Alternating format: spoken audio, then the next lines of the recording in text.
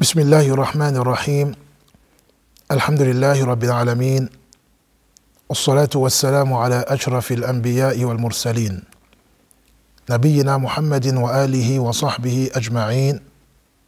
Mes chers frères et sœurs, assalamu alaikum wa rahmatullahi wa barakatuh. Aujourd'hui, je vais faire un petit rappel sur Laylat al-Qadr, la nuit du destin. Laylat al-Qadr, la nuit du destin, est la nuit la plus importante, la plus honorable de l'année. Il n'y a pas de nuit comme cette nuit. Allah subhanahu wa ta'ala, il a honoré cette nuit. Et donc, il convient que chaque musulman, chaque musulmane honore cette nuit. La nuit du destin, c'est durant cette nuit que tout ce qui se produira pendant une année est destiné en détail. Comme Allah subhanahu wa ta'ala le dit dans le Coran, Fiha yufraqu kullu amrin hakim.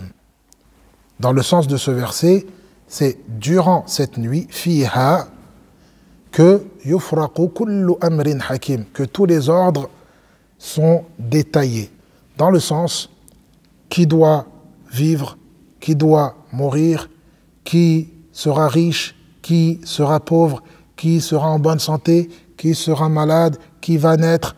Tout cela est décidé dans cette nuit, durant cette nuit, en fonction de ce qui a déjà été prédestiné et écrit et consigné dans Al-Lawh al-Mahfouz. Et là, c'est une nuit qui est particulière.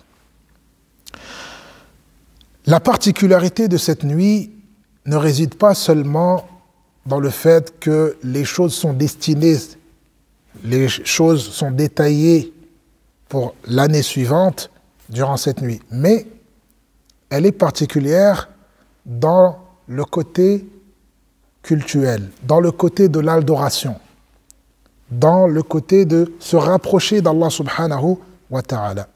Le prophète sallallahu alayhi wa sallam, il nous a encouragés à tout faire pour profiter de cette nuit. Le prophète sallallahu alayhi wa sallam, il nous dit Man qama laylat al-qadr imanan wa ihtisaban ghufira lahu ma taqaddama min dhanbi.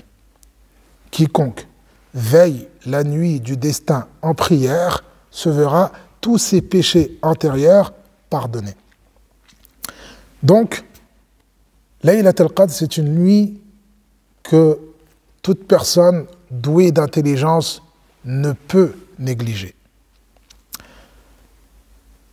Allah subhanahu wa ta'ala, il a honoré cette nuit par la révélation du Coran. Inna anzalnahu fi laylatil qadr. Nous l'avons certes fait descendre la nuit du destin.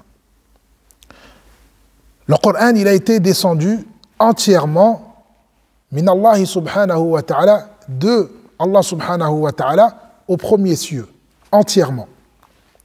Puis, il a été révélé au prophète Muhammad sallallahu alayhi wa sallam progressivement en fonction des événements et des situations. Pendant 23 ans. Et then, lorsqu'Allah azza wa jalla il nous dit Shahru Ramadan alladhi unzila fihi al-Qur'an.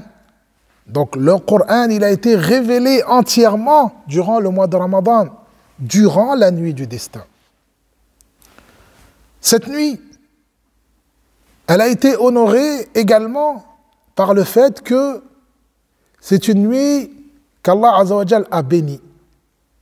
Allah azza wa jalla, il a appelé Laylat al-Qadr, la nuit du destin, Layla Mubarakah. Inna anzalnahu fi laylatin mubarakatin. Nous l'avons révélé dans une nuit bénie. Et là, la nuit du destin, c'est une nuit bénie. Allah azza wa jalla, il a honoré cette nuit également par le fait que une bonne action, une bonne œuvre durant cette nuit khayrun min alfi shahr, est meilleur que 1000 mois d'adoration sans Laylat al-Qadr. Ici, les ulama, ils ont deux opinions. Il y a certains ulama qui considèrent que toute œuvre durant la nuit du destin, toute œuvre, que ce soit une prière, que ce soit une aumône, que ce soit toute autre bonne action durant la nuit du destin, est meilleure que cette même action pendant 1000 mois. Bien sûr, meilleur, et non pas équivalent, meilleur que 1000 mois d'adoration. Meilleur de combien? Seul Allah subhanahu wa ta'ala le sait. Deuxième avis considère que la meilleure œuvre ou l'œuvre qui est meilleure que 1000 mois d'adoration, c'est uniquement le fait de veiller en prière. Quoi qu'il en soit, que ce soit le premier ou le deuxième avis, ce qui est important, c'est de profiter pleinement de ces 10 dernières nuits comme si elles allaient être pour nous les 10 dernières nuits de Ramadan que nous allons vivre. Il faut profiter pleinement de ces 10 dernières nuits en faisant principalement des veillées en prière, en veillant en prière principalement. Mais pas seulement, on peut également faire des sadaqat, on peut également lire le Coran, on peut également faire du dhikr, on peut également faire dua. Aïcha radhiyallahu ta'ala anha, elle a interrogé le prophète sallallahu alayhi wa sallam. Si je sais quelle nuit est Laylat al-Qadr, que dois-je faire? Le prophète sallallahu alayhi wa sallam, il recommande à Aïcha radhiyallahu ta'ala anha de dire Allahumma innaka afouun tuhibbul afwa fa'fu anni. Tout musulman devrait connaître cette invocation par cœur et parfaitement. Donc, la nuit du destin, elle a été également honorée par la descente de Jibril alayhi salam et les anges. تنزل الملائكة والروح فيها. Les anges descendent durant cette nuit. Et then, cela montre la grâce d'Allah subhanahu wa ta'ala.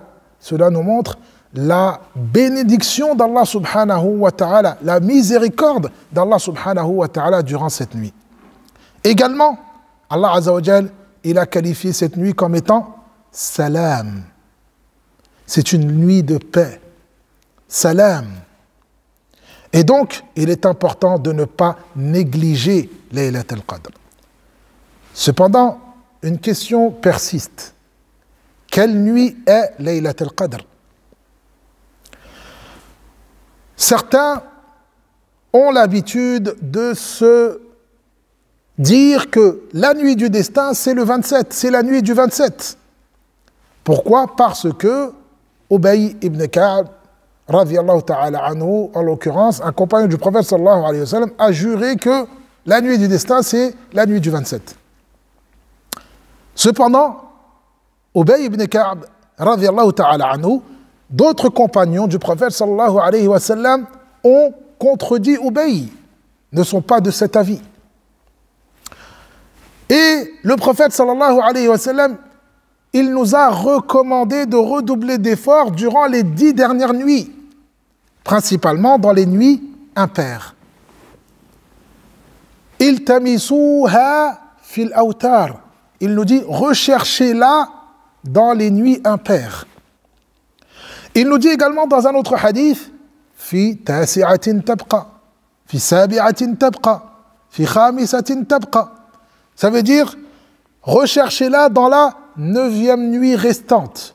Recherchez-la dans la 7e nuit restante. Recherchez-la dans la 5e nuit restante. Donc, le mois de Ramadan, il peut s'achever en 29 jours, comme il peut s'achever en 30 jours.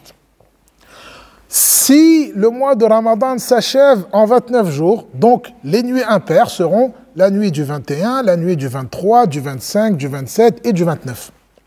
Mais par contre, si le mois de Ramadan s'achève en 30 jours, et donc en s'appuyant sur le second hadith, ce seront les jours, les nuits paires qui deviennent, en fonction de la fin du mois, des nuits impaires.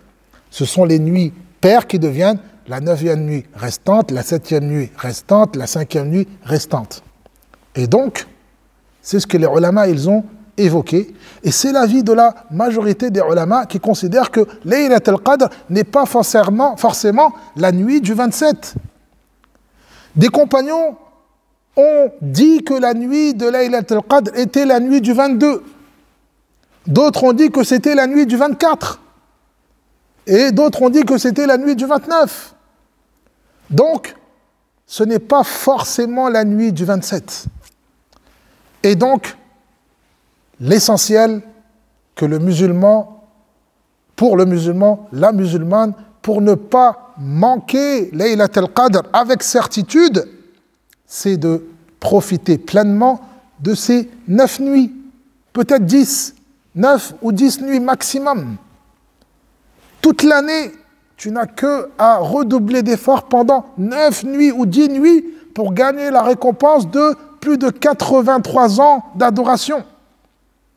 Alors, malheur à celui qui s'accroche à uniquement la nuit du 27 pour tomber sur Laylat al-Qadr.